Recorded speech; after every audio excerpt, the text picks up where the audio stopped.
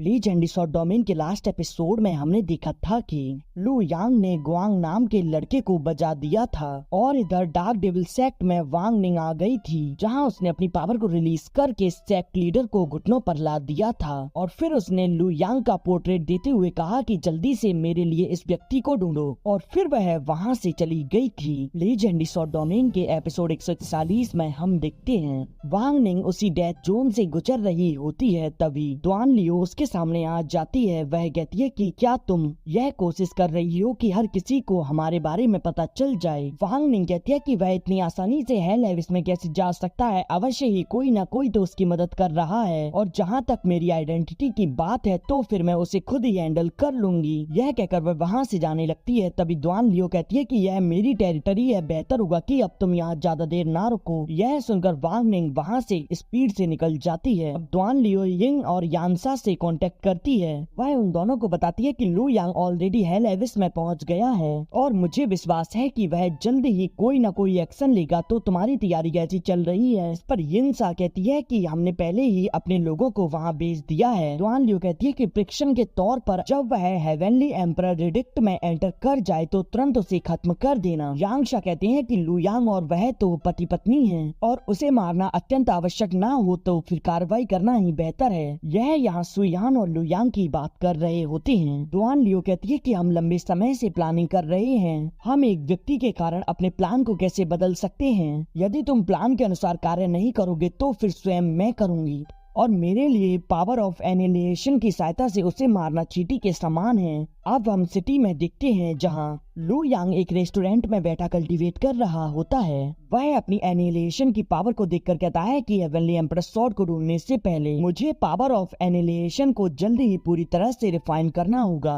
Restaurant के बाहर Luo गुयांग अपने भाई को लेकर आ जाता है। वह उसे बताता है कि ब्रदर जू वह व्यक्ति इसी रेस्टोरेंट में ठहरा है। वह रेस्टोरेंट के अंदर आते हुए कहता है कि फेंग यांग बाहर निकल कर आओ, छिपकर कहाँ बैठे हो। वहीं कुछ स्किल एक्सपर्ट बैठे होते हैं। उनमें से एक व्यक्ति कहता है कि अब हमें क्या करना चाहिए। इस पर वहाँ बैठा दूसरा एक्सपर्ट कहता है कि कोई भी जल्दबाजी नहीं है, सिचुएशन को देखो और फिर एक्ट करना। तभी लिंग लोंग आती है और कहती है कि ब्रदर जू आप यहाँ परेशानी खड़ी ना करें। जू कहता है कि मैं अपने भाई को न्याय दिलाने के लिए यहाँ आया हूँ, उसे बाहर बुलाओ। लिंग लोंग कहती है कि फेंग तो हमारे अतिथि हैं, इसीलिए आप इतने रूड मत बनो। यह सुनकर जू कहता है कि ऐसा लगता है कि तुम उस व्यक्ति को बचाने की कोशिश कर रही हो, और फिर वह अपनी पावर को रिलीज करके लिंग लोंग को पीछे धकेल देता है। यह देखा वहाँ बैठा एक्सपर्ट कहता है कि दोस्तों चलो एक्ट करने का समय है। परंतु तभी लू यांग बाहर आकर कहता है कि तुम लोग एक लड़की को क्या धमका रहे हो, दम है तो मुझसे बात करो। लुओ गुआंग से देखकर कहता है कि ब्रदर जू वह वही व्यक्ति है जिसने मुझे मारा था। लू यांग अब उनके सामने आता है, कहता है कि हाँ मैंने ही इसे पीटा है, आकर मुझसे बात करो। यह सुनकर जू अपनी स्वॉर्ड को बाहर निकाल लेता है और कहता है कि ठीक है, यदि तुमने यह स्वीकार कर लिया है तो। यह देखकर तुरंत लिंग लोंग उसकी तरफ अपनी स्वॉर्ड को पॉइंट कर देती है। अब वहाँ बैठे स्किल एक्सपर्ट भी लिंग लोंग के प्रोटेक्शन में वहाँ आ जाते हैं। जू कहता है कि फेंग यांग अगर तुम्हारे अंदर हिम्मत है तो सामने आकर बात करो, दूसरों के पीछे छिपकर क्यों भौंक रहे हो। लू यांग कहता है कि अवश्य, और अब वह सामने जाने लगता है, परंतु लिंग लोंग उसे रोकती है और कहती है कि फेंग लुओ जू लोंग शेंग आइसलैंड का एक फेमस हेवनली चाइल्ड है। वह एक ऑर्डिनरी थर्ड निर्वाणा इमोर्टल से कई अधिक पावरफुल है, उससे निपटना आसान नहीं है। लू यांग कहता है कि यह मेरे लिए एकदम परफेक्ट है क्योंकि मैं हेवनली चाइल्ड से निपटने में एक्सपर्ट हूँ। अब वह जू के सामने आ जाता है, कहता है कि चलो चलो अटैक करो। लुओ गुआंग तभी जू को रोकता है, कहता है कि वह व्यक्ति अत्यधिक ट्रिकी है तो आप उससे कॉम्बैट फाइट मत करो। सुनकर जू पीछे हवा में आ जाता है और फिर वह अपनी मल्टीपल शॉट से अटैक कर देता है। अब यह देखकर लू यांग अपनी मूव यू टेक्निक का उपयोग करता है। उसकी मल्टीपल शॉट उस शॉट को डिस्ट्रॉय करते हुए उसकी ओर बढ़कर उसे पीछे धकेल देती हैं। लुओ गुआंग कहता है कि ब्रदर जू, यह कहकर वह उस रेस्टोरेंट से दबे पांव भाग जाता है।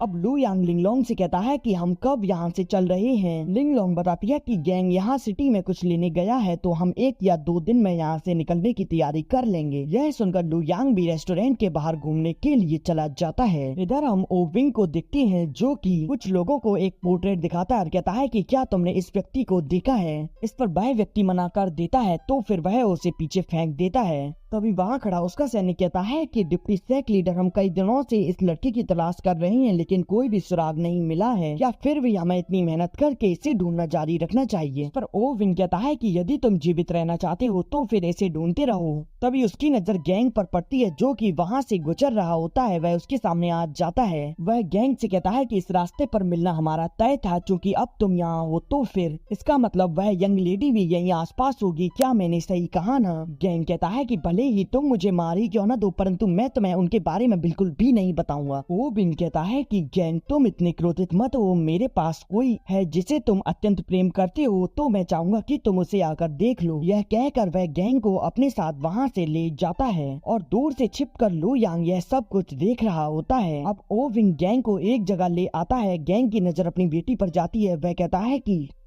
तुम उसकी बेटी को इन लोगों ने बंदी बना लिया होता है।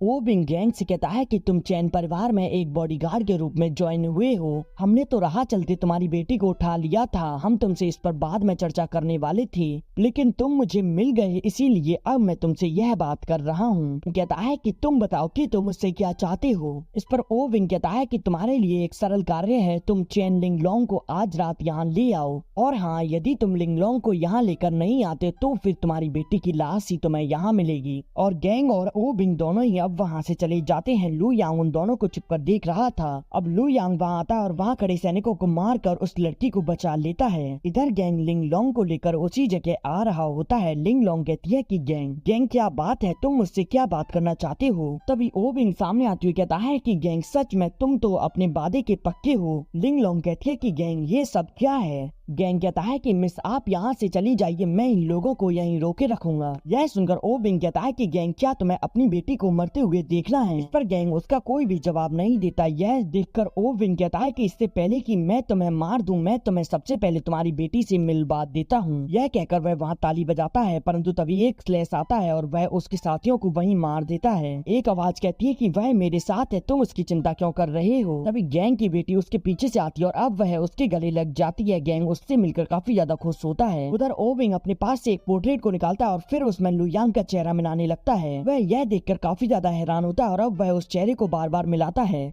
और फिर वह कंफर्म होने के बाद वहाँ से काफी स्पीड से भागने लगता है, परंतु लू यांग एक स्लैश अटैक उस पर कर देता है जिससे कि वह वहीं आगे जाकर गिरता है। लू यांग उसके ऊपर अपनी स्वॉर्ड को पॉइंट करते हुए कहता है कि मुझे बताओ कि वह कौन है जो कि मुझे ढूंढ रहा है। और इसी के साथ यह एपिसोड यहीं एंड हो जाता है।